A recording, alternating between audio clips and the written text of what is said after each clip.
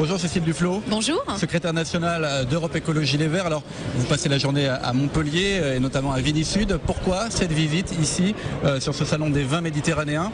Y a-t-il un message fort d'Europe Écologie en direction du monde viticole? D'abord, il y a la volonté de montrer de l'attention et une véritable attention envers les viticulteurs. La viticulture en France, mais particulièrement dans cette région qui a beaucoup souffert et qui s'est reconstruite et qui a reconquis son terroir, la qualité. Et c'est quelque chose auquel les écologistes apportent beaucoup d'attention. Et je suis ici aussi avec José Bové qui travaille sur cette question dans le cadre de la réforme de la PAC au niveau européen. Donc voilà, c'est de dire que pendant cette campagne présidentielle, on s'intéresse à tous les sujets, mais on a effectivement beaucoup d'attention pour les vignerons et les viticulteurs méditerranéens. Il y a une vraie campagne, on est bien d'accord, deux vraies campagnes présidentielles, législatives. Eva Joly sera d'ailleurs à Montpellier le 29 février prochain. Est-ce que vous êtes là pour aller préparer le terrain un petit peu de cette visite de la candidate? Écoutez, ça fait le point avec l'ensemble des militants qui vont organiser donc, ce meeting du 29 février. Mais c'est aussi l'occasion de pouvoir faire ensemble avec José Bové, qui est son porte-parole de campagne, le point sur ces dossiers-là et de parler aussi, d'avoir un moment d'échange avec les interlocuteurs qui sont présents sur le salon sur la problématique de la viticulture. Cette campagne présidentielle, comment elle se déroule? Eva Joly refuse un petit peu de parler des sondages, même parce qu'on est quand même assez loin de l'échéance. Vous en parlez des sondages ou pas? Oui, enfin, elle en a beaucoup parlé. Elle ne veut pas répondre à une seule et unique question, je comprends. Pour une raison simple aussi, c'est que la vie politique, à un moment, on a la réponse, et la réponse c'est le jour de l'élection, et le jour de l'élection présidentielle du premier tour, ce sera le 22 avril, donc on aura la réponse à cette question. Ce qui est important, c'est qu'Eva Joly, dans ce moment de la campagne, présente les solutions des écologistes. On porte cette candidature et on soutient Eva Joly parce qu'elle porte des solutions différentes qui répondent aux racines de la crise d'un modèle. Et d'ailleurs, si je fais le lien avec ce qui se passe ici, c'est intéressant de voir que les moyens de résistance qu'ont trouvé les viticulteurs ici, notamment Languedoc-Roussillon, c'est de reconquérir le terroir, la qualité, de retravailler sur, on va dire, une identité donnée à leurs produits, sur une véritable image de marque, sur des méthodes plus traditionnelles, et que ça a été très porteur pour eux. Justement, un mot du programme d'Europe Écologie Les Verts. Beaucoup de candidats, notamment François Hollande, font très attention quand ils parlent d'économie. Il y a toujours une petite allusion à l'écologie. Le respect de l'environnement est à peu près à la fin de chaque phrase quand il s'agit d'économie. On ne sent pas vraiment de mesures derrière des candidats. À votre niveau, quels sont les messages forts en termes de programme économique?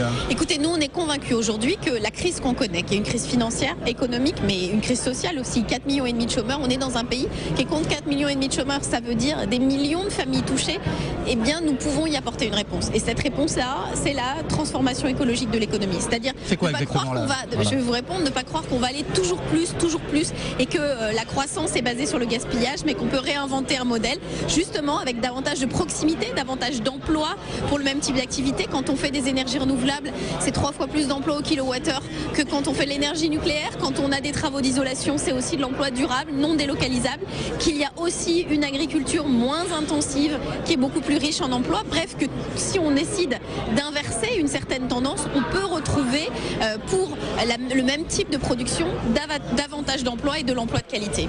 En 2007, pendant la campagne présidentielle, on parlait un petit peu de réchauffement climatique. Il y avait ce pacte écologique à l'époque de Nicolas Hulot. Là, on a l'impression qu'on en parle un petit peu moins de ce réchauffement climatique qui est pourtant toujours présent.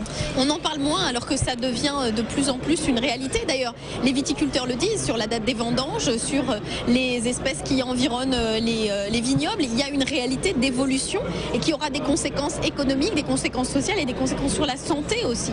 Donc c'est pas parce qu'on parle moins du dérèglement climatique que les choses ne continuent pas. C'est pour ça qu'il faut s'attaquer à ce sujet. D'ailleurs, je le dis, ce sera un des premiers rendez-vous du futur président de la République. Au mois de juin, il y aura Rio + 20, c'est-à-dire 20 ans après le sommet de Rio, celui qui avait identifié cette grande cause planétaire. On n'a pas d'autre planète de rechange et j'espère qu'il va y avoir ce moment de ressaisissement collectif. Mais l'Europe et la France ont une responsabilité particulière parce que c'est la France, sous la présidence de Nicolas Sarkozy, qui a de fait exercé un rôle de frein au sein de l'Europe et sur un certain nombre d'engagements avant Copenhague. Sur la campagne des présidentielles, est-ce qu'on part dans une campagne qui va se jouer sur le bipartisme avec d'un côté le PS, de l'autre l'UMP? Est-ce que les autres partis vont pouvoir jouer leurs cartes réellement au niveau de cette campagne? Est-ce que vous avez l'intention de vous faire un petit peu voler votre campagne pour le moment? D'abord, on va entrer dans une période où il y aura une égalité des temps de parole. Je pense que c'est très sain démocratiquement parce que ça permet aux uns et aux autres de s'exprimer s'exprimer, ça permet aux électeurs d'écouter d'autres projets, d'autres propositions. Donc ça, c'est quelque chose de très important.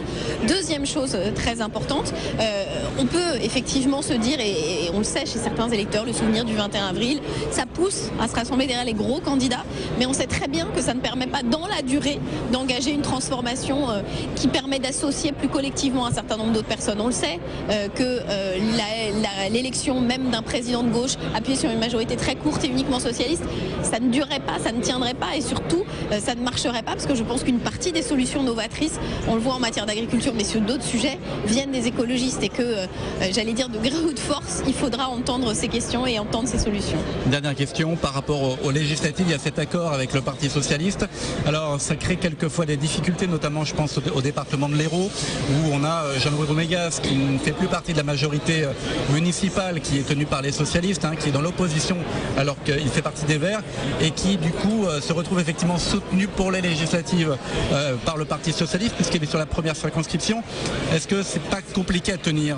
Alors vous savez, ce qui serait normal et ce qui existe dans tous les autres pays de l'Union européenne, c'est ce qu'on appelle la proportionnelle, un système de vote qui, comme au municipal, comme aux élections régionales, permet aux électeurs de voir élus les candidats de la formation politique qu'ils souhaitent.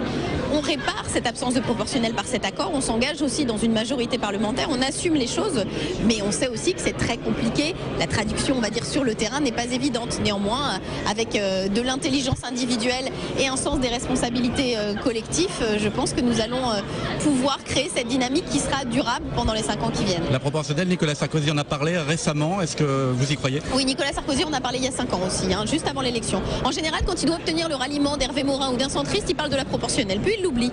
Voilà. Merci Cécile Duflot. Merci.